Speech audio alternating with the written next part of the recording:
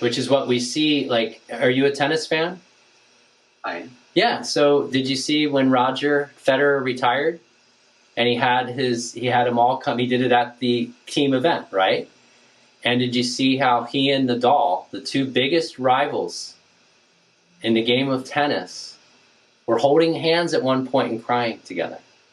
It's respect. I mean, that is that connection. That's that connection. And underneath all of that competition is the biological need to feel safe, to feel connected to yourself and to others, and essentially to belong.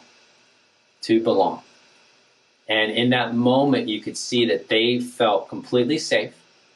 They felt truly connected to one another. And in that, they felt like they both belonged there. And they belonged in that moment.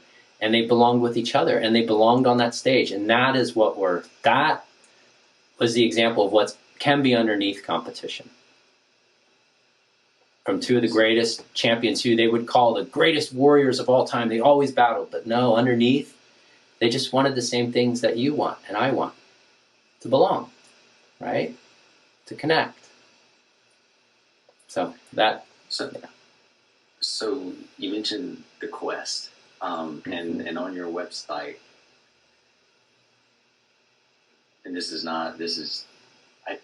to me is so big, right? So, but on your website, it looks like it is more focused on athletes, performers, and professionals in some type of competitive or showy way, right? But yeah, really, this is for everyone. Anybody that has a body that you got it. That wants a better life.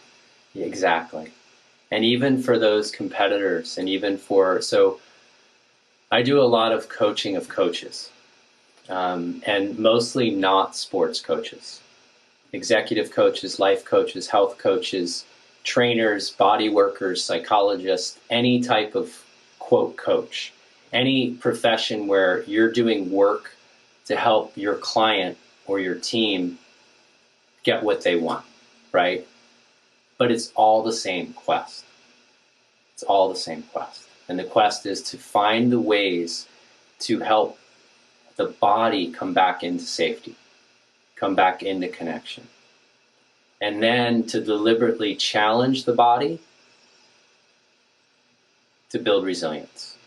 Because it isn't just what you said about like sitting there in the meadow with just the lake going by and the trees.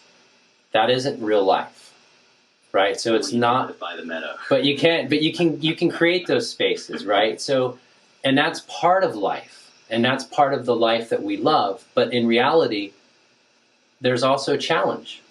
There are challenges, and there's uncertainties, and there's things that happen that are completely out of our control. But what you said is exactly how I look at it too.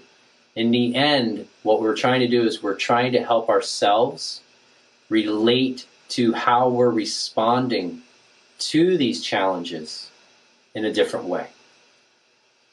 And then that gives us a moment to possibly regain just enough control, enough safety, enough connection to react or respond in ways that align more with who we really want to be.